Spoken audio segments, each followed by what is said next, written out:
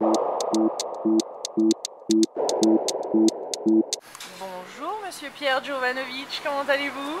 Bonjour, ça va? Ravi de vous rencontrer sur Paris. Merci. C'est la révélation? Oui, c'est la révélation financière en fait, hein, parce que c'est le blog de l'apocalypse financière. Je l'avais commencé à cause de Kerviel et de la Société Générale qui avait accusé Kerviel d'avoir volé 5 milliards d'euros dans quelque chose qui était faux, absolument faux, puisqu'au même moment, d'autres banques comme des banques allemandes, des banques chinoises, des banques de Singapour, des banques suisses même, l'UBS, cherchaient plusieurs milliards, entre 5 et 9 milliards, pour se recapitaliser juste au moment même de l'affaire Kerviel. Et c'est là où j'ai vu qu'il y avait effectivement un problème et qu'il y avait anguille sous roche. Et donc j'ai commencé ce blog à chroniquer les banques qui cherchaient de l'argent. C'était drôle, une banque qui cherche de l'argent. Oui. D'habitude, c'est quand même pas commun. Techniquement, on a tous dans l'idée que les banques ont des coffres dans lesquels elles ont des lingots d'or, des pièces un peu, vous savez, comme le trésor quand on était enfant, quoi. Ou comme chez Virgin, hein, sur les Champs-Élysées, où il y a encore le coffre en sous-sol, où on peut le voir. Donc quand les banques manquent d'argent, c'est un signe effectivement très curieux. Et c'est là où j'ai commencé à découvrir, donc en février, à partir de février-mars 2008. Et donc j'ai chroniqué la crise au fur et à mesure qu'elle arrivait. Et c'est là où effectivement ça a pris une dimension tout à fait extraordinaire. De plus en plus de personnes ont commencé à suivre. De plus en plus de personnes ont commencé à suivre, elles ont commencé à envoyer des liens, il y a d'autres blogs qui ont repris. Ensuite en janvier 2009, il y a une émission radio qui a été entièrement dédiée à ça. Ah. Et donc au début c'était une fois par mois, puis ensuite c'était tous les 15 jours, puis avec le succès c'était toutes les semaines. J'ai moi-même du mal des fois à suivre toutes les informations qui viennent. On vous envoie des liens de partout en fait. Les gens vous aident, mais vous menez aussi votre enquête parce que vous faites un véritable recherche. Je me repose pas trop sur ce que m'envoient les lecteurs. Je fais d'abord ma revue de presse et ensuite je prends en compte ce que m'envoient les autres lecteurs et auditeurs du blog. Et c'est là où ça devient intéressant parce que ça nous permet de vérifier des informations. Par exemple, comme il y a 2 jours, avec un des lecteurs où on a vérifié une information au Tadjikistan, où le président du Tadjikistan a demandé à la population d'avoir 2 années, de faire 2 années de provisions chez eux, d'avoir de la nourriture, des pâtes, de l'eau, pour résister à 2 ans de crise et de sécheresse. Un de nos lecteurs nous a donc demandé à son ami qui vivait au Tadjikistan de vérifier si cette information était exacte, ce qui n'est pas spécialement évident à vérifier. Tadjikistan, c'est juste à côté de la Chine, personne ne sait où c'est, personne ne parle la langue, enfin bon, il y a 9 millions d'habitants. Mais que le président du Tadjikistan demande aux gens de faire des provisions pour 2 ans, c'est quand même pas une information anodine, hein. Non. Surtout à cause de la crise. Donc ça permet effectivement d'avoir un blog extrêmement vivant et surtout décalé, c'est-à-dire je ne traite pas les informations françaises ou rarement, mais les informations internationales que je donne ont 4 mois d'avance techniquement sur ce qu'on voit dans la société aujourd'hui. Vous avez quoi, 100 000 visites par tous les mois? Je veux dire, ça a pris des proportions énormes. Regardez-vous, vous passez un temps fou là-dessus maintenant. Ça a pris des proportions énormes. Non, je passe moins de temps qu'avant justement. Avant je le faisais quasiment tous les jours. Maintenant je le fais tous les 2-3 jours et finalement il y a encore plus de monde. Donc, parce que ça me laisse le temps de traiter l'information avec un peu plus d'accumuler plus d'infos et d'en mettre plus du coup. J'ai ressenti, si vous voulez, qu'on allait vers quelque chose qui ne tournait plus rond. Je le voyais, si vous voulez, dans la manière dont les entreprises traitaient beaucoup les salariés. Je voyais avec le mépris avec lequel les banques, les sociétés jetaient les gens à la rue, comme ça vous est arrivé, du jour au lendemain, vous êtes prié de partir, et ce sont des centaines de milliers de gens, et sans donner les véritables raisons. Et donc, j'avais ce sentiment, je le ressentais très fort, mais en même temps je voulais expliquer ce sentiment. Ça ne suffit pas de dire oui, je pense que, ou une voix me dit ceci ou cela, ça n'a pas de sens. Personne ne vous suit sur ce domaine. Il faut le montrer. Le démontrer. Le démontrer, il faut le démontrer. C'est aussi simple que ça. Mais c'est peut-être justement parce que c'est très simple que des gens pensent que c'est très compliqué.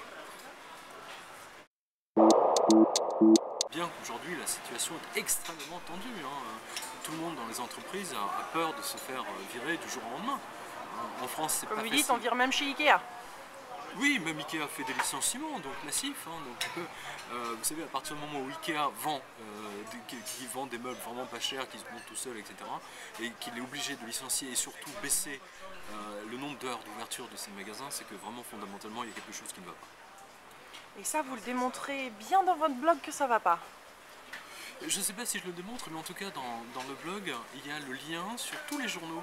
Alors, et c'est des journaux du monde entier. Ouais. C'est pas spécialement le Télégraphe, ça peut être le Quotidien du Peuple, c'est la Pravda, c'est Novosti, c'est NHK, Yonhap, la Corée, on va même jusqu'au Tadjikistan, hein, comme on dit, voilà, la Suisse, la Belgique.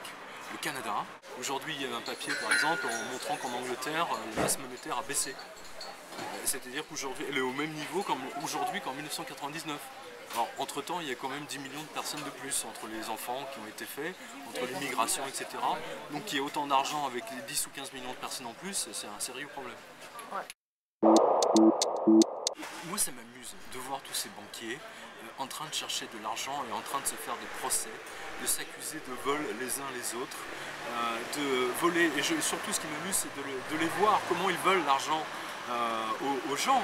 Par exemple, le gouvernement anglais vient de décréter un impôt sur les jolies vues qu'on a de la fenêtre. Mais c'est incroyable. Attends, un impôt sur la vue que vous avez de votre fenêtre. Non mais il faut être taré pour faire un truc pareil. Enfin, on a bien eu des impôts sur le sel en France. Oui, non, mais justement, c'est ce que je dis dans le blog. Je veux dire, les Anglais ne sont pas les meilleurs, parce que les Français, eux, ils ont inventé le sel, et surtout, ils ont inventé l'impôt sur les portes et les fenêtres. Ce qui explique pourquoi il y a tant de châteaux en France qui n'ont pas de fenêtres. Ou alors, ils n'ont que des meurtrières. Donc, non, mais c'est sûr. Donc, où va la connerie? Donc jusqu'où va la connerie? Et moi ça m'amuse, donc tant que je m'amuse, je le fais.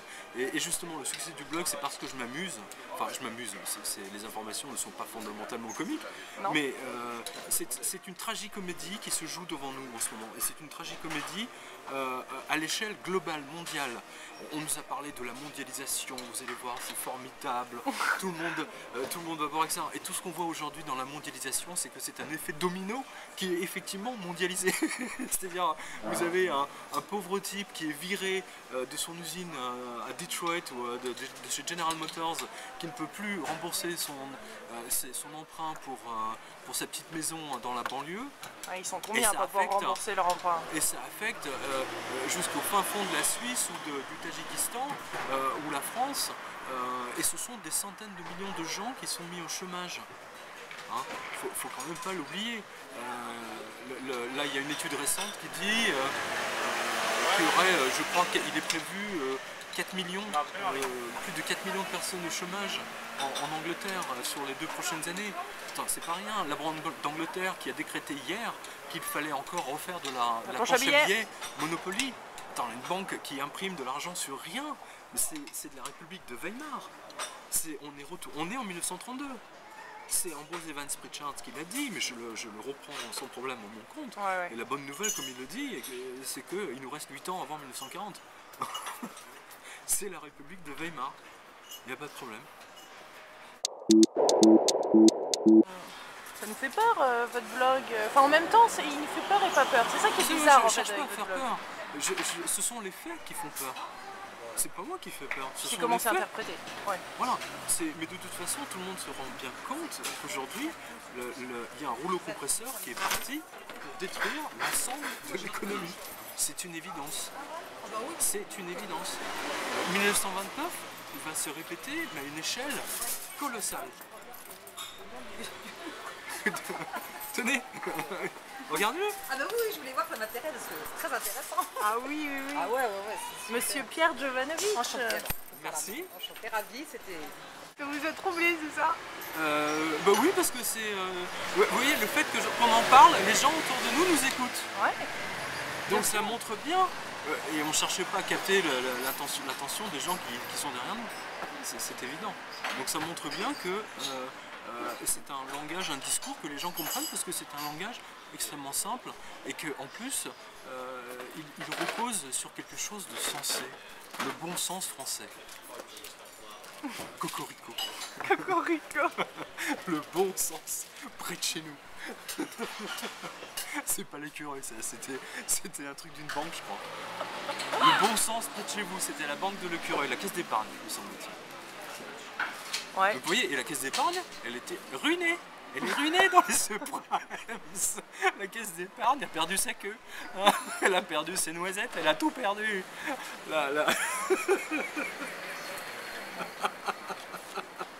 Coupé. Mais non, coupé, ouais. Elle a perdu sa queue, donc elle a été obligée de fusionner, entre guillemets, avec une autre banque, je sais plus comment elle s'appelle, mais enfin bon, c'est pathétique. Ils ont perdu des milliards et des milliards. Attends, la caisse d'épargne, l'écureuil. L'écureuil, le symbole de l'épargne. Le Qu'est-ce que symbole tu de l'épargne, le bleu de papier mamie. Vous vous rendez compte? L'écureuil a perdu sa queue. C'est possible ça? Bon, en tout cas, vous n'avez pas perdu votre sens de l'humour dans tout ça. Ouais, non, mais surtout pas, il faut pas perdre le sens de l'humour, parce que là, sinon ça serait dramatique. Non, parce que quand on lit quand même Vous savez, votre blog, il y a un côté, enfin, vous rigolez, c'est les ah ah ah ah, il y a un petit côté quand même. Mais oui, parce que c'est une tragicomédie qui se passe. Ouais. C'est une Il faut en rire, tragicomédie, en fait. il faut en rire. Ce que les gens adorent sur le blog, justement, c'est ce côté décalé. C'est vrai que c'est décalé.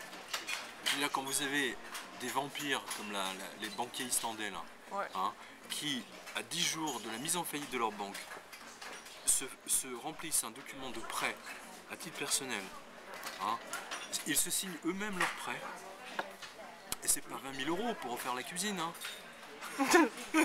c'est pas 25 000 € pour acheter une voiture, c'est 400 millions d'euros à titre personnel et sans garantie. Hein, et il y en a un même, il a pris 1,2 milliard, c'est-à-dire 1200 millions d'euros prêt gratuit à titre personnel. Il était administrateur de la banque. Donc, ils se sont dit, bon, après la banque elle va déposer le bilan. On s'en fout. On s'en fout. Non mais c'est formidable. On vit une époque formidable. C'est pour ça que je vous dis, c'est tragicomique. C'est une tragédie, mais en même temps, si vous voulez, quand vous examinez ce qu'ils font, c'est surréaliste. Même les Marx Brothers n'auraient pas osé. Vous auriez écrit ça dans un livre de science-fiction, vous aurez écrit ça dans votre livre, ou dans un roman, vous vous serez fait jeter de toutes les maisons d'édition en disant « Chère madame, vous êtes folle, allez jouer ailleurs. » Ouais. Pourtant, c'est la réalité. C'est le Star Trek des temps modernes. Oui, c'est ça, ouais, c'est le Star Trek des banques, ouais. C'est les vampires contre-attaquent. Génial. Les vampires contre-attaquent. Les hein. vampires contre-attaquent, c'est bon ça. Ouais. Il y a peut-être un film là. Oui, il y a certainement un film. Mais vous savez, il se passe en ce moment le film. Tout le monde peut le voir. Ouais. Partout. Live. Live. Live. Allez Simplement, voir. la TF1, France 2, France Info, etc. Ils ne vont pas vous en parler. Hein. Ouais. Pourquoi on n'en parle pas de tout ça? Pourquoi les médias français ils nous cachent tout ça? Parce que les médias français aujourd'hui appartiennent à des grands groupes financiers. Vous avez par exemple Libération qui appartient à Rothschild. Vous avez Le Figaro qui appartient à Serge Dassault. Serge Dassault qui lui-même vend des avions, des armes, etc. Le groupe Hachette Lagardère, les maisons d'édition et tous les journaux du groupe Hachette appartiennent quand même à un marchand d'armes, Arnaud Lagardère. C'est surréaliste. Donc effectivement, les télévisions reprennent la dépêche AFP. AFP appartient à l'État. C'est une information verrouillée. Et de toute façon, l'État a tout intérêt à ce que les gens gardent confiance dans ce moment de crise. Hein, parce que si tout le monde effectivement se met à flipper, mais on voit bien qu'aujourd'hui la situation est extrêmement tendue. Hein. Tout le monde dans les entreprises a peur de se faire virer du jour au lendemain. Peut-être que la presse effectivement ne fouille pas autant. Ça c'est tout à fait possible. De ce côté-là, la presse anglo-saxonne est largement supérieure, mais de très loin, surtout la presse anglaise, à la presse française qui est moins que rien. Et vous voulez pas fouiller en France un peu plus? Non, ça vous intéresse pas? Moi j'aime bien la revue de presse internationale, franchement ça m'amuse. Je laisse, il y a suffisamment de journalistes en France, hein, ils peuvent le faire. Oui, mais les banques aujourd'hui gagnent de l'argent parce qu'elles monétisent la dette. C'est-à-dire que plus le système s'enfonce dans la dette, et comme c'est elles qui de toute façon sont censées gérer, acheter et vendre la dette, donc évidemment le système se nourrit de lui-même. Mais en fait c'est comme une hyène qui se dévore elle-même. C'est ça. Je crois que c'est une très bonne image, ça, une hyène qui se dévore elle-même. C'est tout à fait ça. Waouh. C'est ça, ouais, vraiment. Regardez Goldman Sachs, hein. Il y a un grand papier dans Banque du Trésor, ouais. dans le New York Post, donc qui explique que tout ce qui est bon pour Goldman Sachs en fait est très mauvais pour les Américains, parce que plus l'Amérique creuse sa dette, et plus eux gagnent de l'argent. Et donc plus ils vont profond. Et donc, donc dire que l'économie va bien parce que Goldman Sachs va bien, c'est une aberration. C'est comme dire, vous avez vu les dents de la hyène, elles sont blanches, hein, elles sont efficaces, hein, ouais. Ah ouais, elles sont efficaces, ah oui, ça mord bien, c'est clair. Non mais c'est un truc de dingue, c'est des vampires. C'est des vampires qui se sucent leur sang eux-mêmes en ce moment. En même temps qu'ils sucent bien entendu le sang des autres. Par exemple, vous avez des banques aujourd'hui qui vous facturent 100 € simplement parce qu'elles font un virement qui part de Paris ou en Allemagne ou à Londres. Ouais. 100 €. Alors que c'est vous qui remplissez le formulaire. Ouais. Et ça leur prend exactement 30 secondes pour appuyer sur un bouton. Et des banques maintenant qui Et en plus, le vendent... virement, il va mettre une semaine, soi-disant, pour arriver à l'autre compte. Pendant ce temps-là, elles vont le placer une semaine. Évidemment. Et avec votre argent, cet argent qui est en transit, donc ils vont essayer de... parce qu'ils jouent au casino, donc ils se volent les uns les autres. Quand Goldman Sachs gagne des milliards, ou quand la Morgan Stanley gagne des milliards, c'est une autre banque qui perd des milliards de l'autre côté. Ou un autre État qui perd des milliards de l'autre côté. Ce que j'ai dit par exemple cet après-midi à la radio, que je répète assez souvent, c'est qu'aujourd'hui, techniquement, entre maintenant et jusqu'au 15 octobre, je dirais même jusqu'au 15 novembre, l'économie a une chance sur 2 de s'effondrer, avec une nouvelle crise. Hein. C'est pas une chance sur 5, ni sur 10, ni sur 100 ou 1000, c'est une chance sur 2. Donc tant qu'ils impriment des centaines de milliards de billets Monopoly pour faire ce qu'ils appellent le quantitative easing, j'aime beaucoup ce terme quantitative easing, c'est un terme politiquement correct pour désigner la planche à billets, quoi, la planche Monopoly, quantitative easing. C'est formidable. Non mais c'est vrai. C'est comme comme dit Celente en 1933, ils ont fermé toutes les banques aux États-Unis. Ils ont appelé ça les vacances des banques. Non mais c'est incroyable de mépris, de cynisme. Donc effectivement aujourd'hui il faut faire très attention. Moi je vois bien tous les lecteurs, tous ceux qui m'écrivent me disent que le blog les tient informés, que c'est surtout ça leur montre véritablement ce qui se passe et ils sont avertis. Et un homme averti en vaut deux. C'est tout ce que je peux dire. Moi je cherche pas à recevoir des compliments, machin, de trucs. D'ailleurs il n'y a aucun, contrairement à tous les blogs, sur le mien les gens ne s'expriment pas. C'est simple parce que j'ai pas envie de passer mon temps à faire la police, sur tous les commentaires, etc. Ça n'a aucune espèce d'importance. Je donne l'information telle qu'elle est et puis les gens en font ce qu'ils veulent. Point. C'est beaucoup plus simple. Mais ils sont en alerte. Ah oui, ils sont en alerte, ça c'est très bien. Au point même qu'eux-mêmes m'envoient maintenant les informations. Jusqu'où on va aller? Jusqu'au fond. C'est-à-dire? Mais c'est évident, je suis pas le seul à le dire. Hein. Ambrose Evans Pritchard nous dit la dépression de 1930. Ah, ça va être pire. Ça sera pire qu'une dépression de 1930. En 1930, c'est exactement ce que dit Celente, nos grands-parents n'avaient pas de carte de crédit, ils n'avaient pas d'emprunt à la consommation pour refaire la cuisine, ils n'avaient pas d'emprunt colossaux pour acheter la maison, ils n'avaient pas 25 cartes de crédit dans leur portefeuille, la carte de crédit de Victoria's Secret, de je sais plus quel magasin, Macy's, de Macy's, et puis 25 Visa et Mastercard et American Express. Ils n'avaient pas tout ça. Et pourtant, il y a eu une crise phénoménale. Et ça a été colossal. Il y a eu la guerre à cause de ça. N'oubliez pas que la faillite de Wall Street en 1929, par ricochet, a déclenché la faillite de la banque Credit Anstalt à Vienne. Et c'est ça qui a permis à Hitler et à son parti politique de prendre le pouvoir. Donc on va quoi? On va à la dictature? On va à la révolution? On va à la révolution américaine? Mon sentiment c'est qu'en Angleterre ça va très mal se passer. Ça va très mal se passer. Là la corruption totale des politiciens anglais a atteint un niveau que je n'ai jamais vu. Qui était impensable aujourd'hui dans le XXIe siècle.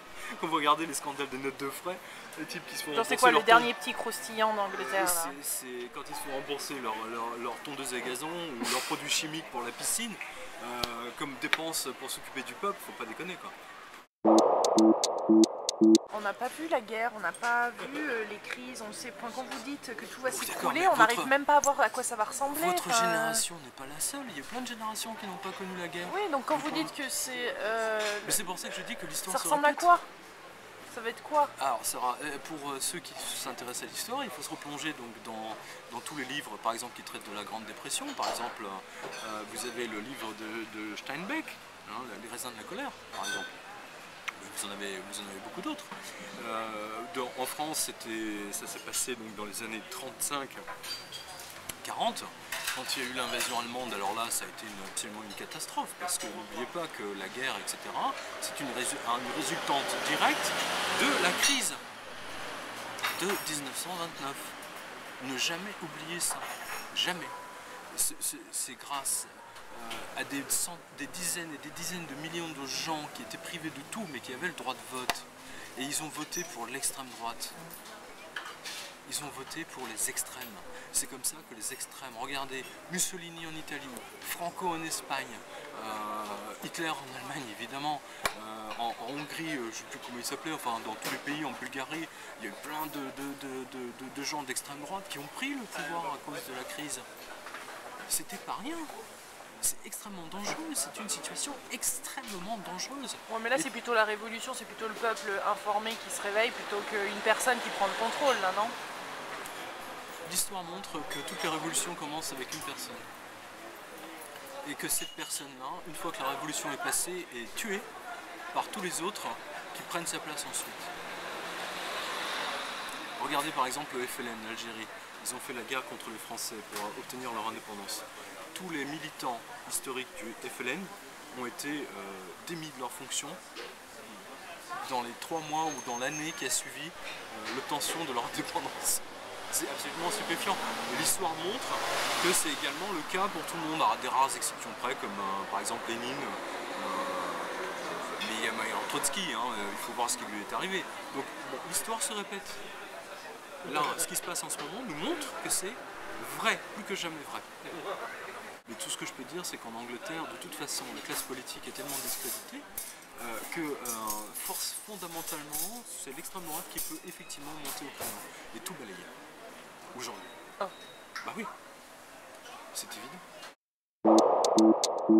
Extrême droite. Vous croyez qu'en Allemagne à l'époque, à Vienne, en Autriche, ils pouvaient se le permettre en 1932-34? Les gens n'ont pas demandé la permission, ils ont voté. À partir du moment où il y a un vote démocratique. Ouais, mais là, l'argent qui est en Angleterre, ça vient quand même de tous les pays arabes, tous les pays du Moyen-Orient. Vous savez, en Russie, quand il y a eu la grande révolution, hein, il y avait eu beaucoup d'argent, il y avait les fameux emprunts russes. Qu'est-ce qu'ils ont dit les Russes une fois qu'ils ont fait leur révolution? Bye bye, vous oubliez vos emprunts russes. Des millions de gens qui avaient des emprunts russes ont pleuré. Et ils ont essayé de se faire rembourser les emprunts russes pendant des années, ils n'ont jamais réussi. L'histoire se répète. Bon. C'est la grande leçon qu'on peut retirer de ce blog, ça c'est une certitude. Ouais. Ouais. Et alors ça vous emmène à écrire un livre 777? Oui, c'est parti directement du 777,7 qui était affiché. Vous savez, le 29 septembre, c'était la fête des anges. Hein, c'est la fête de Gabriel, Michael, Raphaël, Uriel. Donc c'est une date pour moi en tout cas extrêmement symbolique. Et ce 777,7, pour tous les traders, tout le monde a vu hein, que c'était le signe, c'était le jackpot mondial, hein, mais c'était le jackpot négatif. C'était l'apocalypse financière qui était annoncée avec ce 777,7. Et c'est ça justement le thème de mon livre. Je démontre pourquoi Wall Street va s'effondrer. Par rapport à l'apocalypse de Saint-Jean. Exactement. Dites-moi je vais vous en laisser la surprise à la sortie du livre. Figurez-vous que le 29 septembre 2008, le jour, donc la plus grande baisse jamais vue dans l'histoire de Wall Street, c'était également hasard extraordinaire. Donc c'était la fête des anges, des archanges, et c'était aussi Rosh Hashanah, c'est-à-dire la nouvelle année juive. Ouais. Alors l'année juive commençait très très mal. Alors je peux vous dire que leur cocktail, après la fermeture de Wall Street, ils étaient, comment dire, ils avaient la gueule de bois avant même de commencer à boire. C'était mais complètement... Non mais fallait voir leur tête. Moi j'ai suivi sur CNBC hein, ce qui s'était passé Mais Maria Bartorimo, par exemple, elle était mais déchaînée, elle était hystérique. Elle était dans ses commentaires, elle était hystérique. Quand on a vu hein, moins 400, moins 450, moins 500, moins 520, 30, 40, moins 600, moins 670, 700, 740, 750. Et puis juste au moment où la cloche allait sonner, 770 et 777. Et puis alors l'incroyable, 777,7. Au moment où la cloche... Mais bon. Non. Ah oui? Ah non. Le 6-8 parce qu'il y a un laps de temps qui permet d'intégrer les dernières transactions. Donc il y a 10 secondes de battement après la fermeture de la cloche et ça se stabilise et donc ils ont perdu exactement 2 centièmes du 777. Donc ça s'est stabilisé à 777,68. Ça c'est le chiffre final qui a été retenu. Mais au moment où la cloche a sonné, est-ce que des dizaines, de centaines de millions de téléspectateurs ont vu? C'est le 777,7. D'ailleurs la caméra faisait un fixe dessus. C'était retransmis sur CNBC, sur CNN, sur ABC. Tout le monde, toutes les chaînes retransmettaient la descente aux enfers de Wall Street. Tout le monde l'a vu ce 777,7. Tout le monde.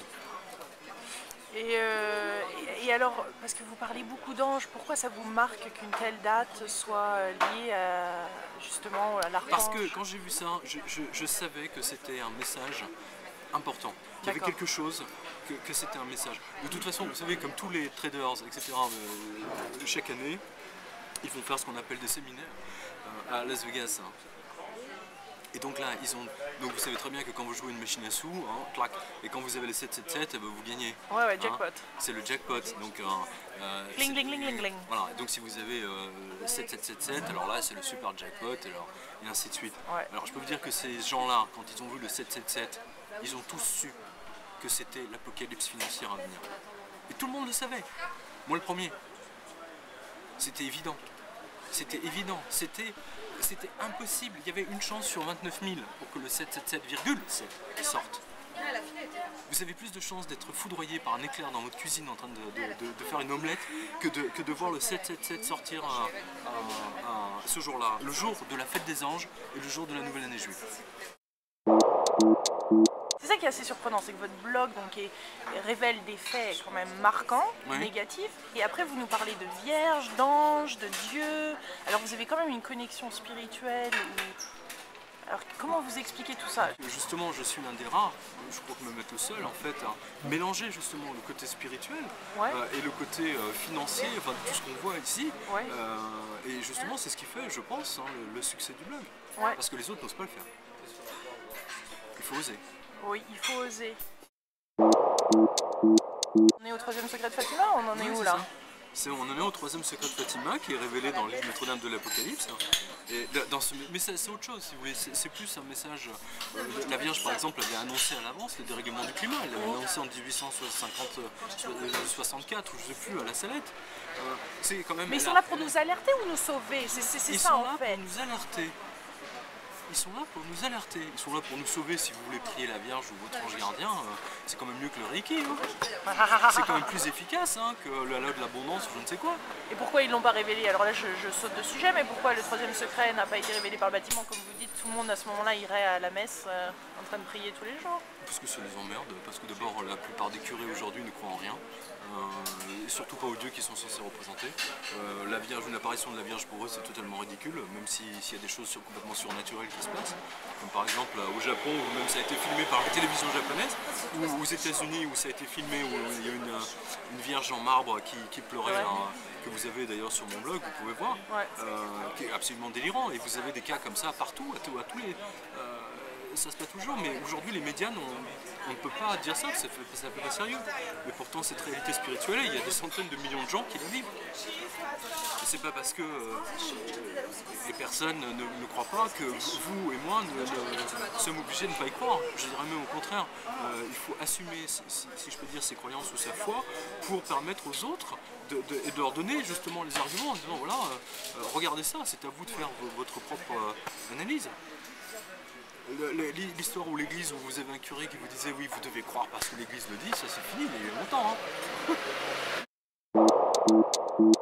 Croyez-vous au miracle? Alors ça c'est un truc que je voulais vous demander. Est-ce que vous croyez au miracle? Vous avez lu Notre-Dame de l'Apocalypse, bah, vous savez, évidemment, je sais pas ce qu'on appelle miracle. Hein. Quelque chose qui n'était pas attendu. Ah oui, bien sûr. Il y a des choses qui ne sont absolument pas attendues. Vraiment nous aider. Ah oui, bien sûr. Lisez-le. Vous avez 600 pages là. 1 million d'exemplaires quand même. Vous avez 600 pages. 600 pages, regardez-moi ce pavé. Et donc vous verrez que personne n'est à l'abri d'un miracle, vous l'apprendrez. Personne. Il suffit simplement, mais la plupart des gens, on leur a tellement expliqué qu'il n'y a pas de miracle, tout ceci, etc., que les gens, donc même lorsqu'ils ont bu 20, ils se demandent s'ils n'ont pas rêvé.